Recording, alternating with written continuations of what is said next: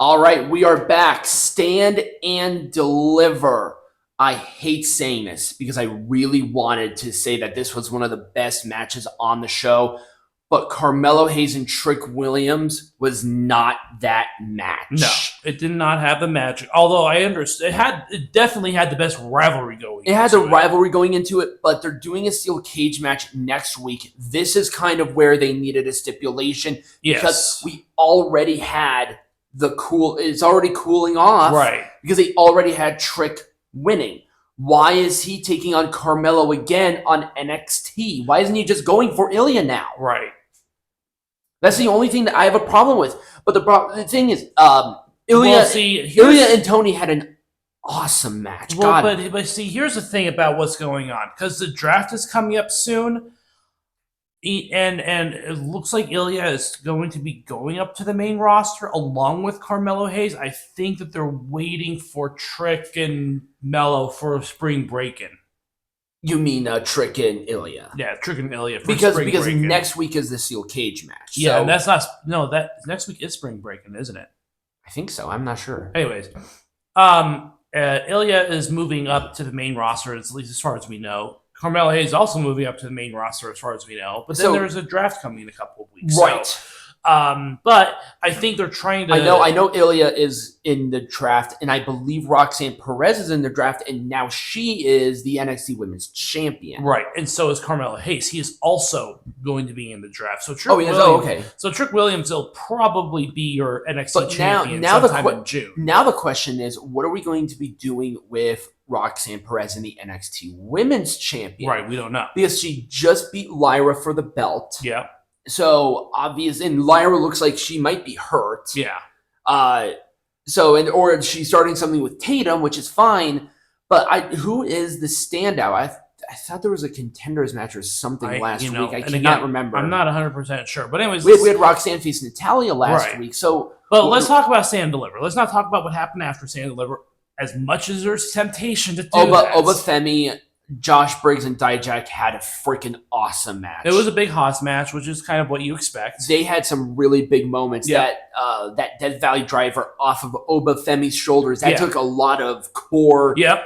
And Oba continues to be, God, he is awesome. He is so good. I don't know why people... Don't sleep on Oba Femi, people. No. This guy, he has everything. Even though his English is great. Yeah. He cuts great promo. He has great presence. In this match, he had two other heavy hitters, and he looked like the shining star of this show. Another unusual decision, Wolf Dogs and Axiom Nathan Frazer for the NXT Tag Team Champions. They lost the following week, which was kind of weird. I had a bitch fit about this, and a lot of people had a problem with me saying that because this was Braun Breaker's last match. It was. Here's my thing. I think the reason why is because Braun Breaker wanted to cut the promo for his final match at the NXT arena. He didn't want to do it. Here's the thing. I understand that, but why not just have Braun do a one-on-one and then do that promo at the end of the show? Well, maybe it's because maybe he wanted to lose the tag team champions then. And maybe it's because he wanted Baron Corbin to be there with him. Maybe. I mean, I don't know. I don't know all the stuff that goes on backstage, but looking at it in hindsight, it made sense. But at the time, it was very strange. It right? Was. I really liked. Well, I think it makes sense that Braun wanted to end his NXT run in that arena because that's where he started it. Well, not only that, but he was the face of 2.0. He was the face of that brand, and he went through like really the low on NXT and then the high of NXT. Yeah. So I think it's good for him to end it there. Yes. Should maybe a one-on-one with Baron probably would have been better in hindsight, but at the same time, I get why it's like lose the belts. Get out of there. You're going to be in the draft, even though he's on SmackDown. Well, he is on SmackDown, so he did debut on SmackDown like that Friday. Yep. But anyways, talking a little bit more... There was a 6-woman tag. There wasn't really anything there to be too excited about. Yep.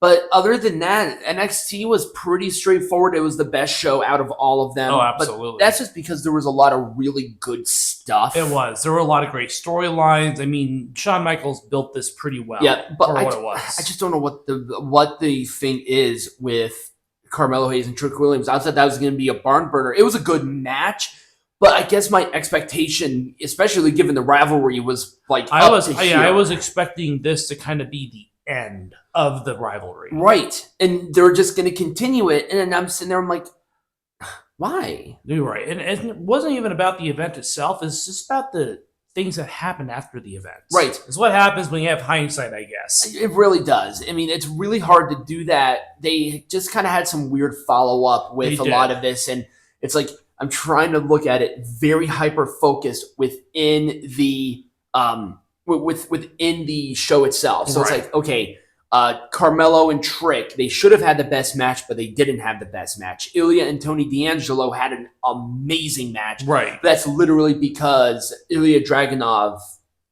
cannot have a bad match. He can literally wrestle like a freshly coiled pile of shit, and it's going to be the best match on the show. Right. He is so good. But Tony, he's awesome. He has great character work. He's still a little green for my taste, but he's improving. His improvement has been awesome. Everything around like the family it was done so great. Yeah, it was.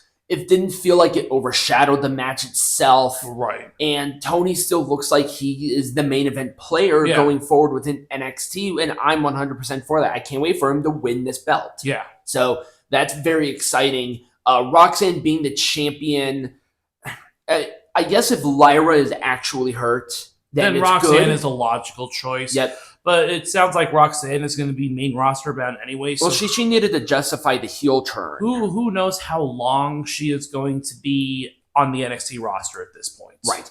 Now, it's not unusual for the NXT champion in some way, shape, or form to actively compete in on the main roster. Right. But we had people like Dolph Ziggler. Right, but we also know that people who tend to come from the main roster or go to the main roster, they don't hold on to the NXT titles for very long. No. So Roxxane, I don't want to say she's a transitional. I really hope they maybe keep her down there just so she can lose it appropriately to the right person. But I'm sort of looking at the roster, and I really just can't think of anybody that would legitimately justify me thinking about it. Right. It's not going to be Thea Hale. Right. Because you need a babyface. Right, you do. I mean, unless you want to push Sol Ruka. I think that's what they're going for. But it's hard because she just came back from injury not too long ago.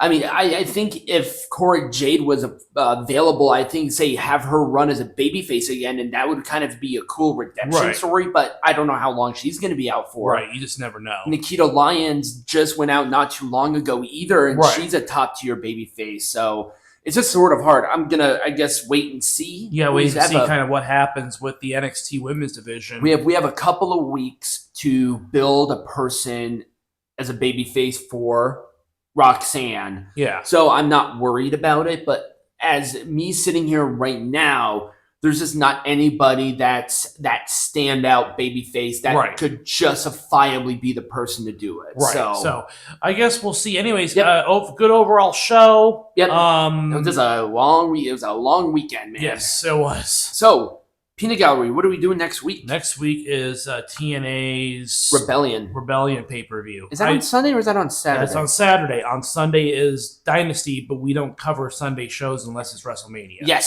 So if you guys enjoy this video, remember to like, follow, subscribe, become a patron, all of that great stuff. And we will be back on regular. So we will have news, we will have a match, we'll have drama, we'll have all of it. All of it next week. As always, be majestic.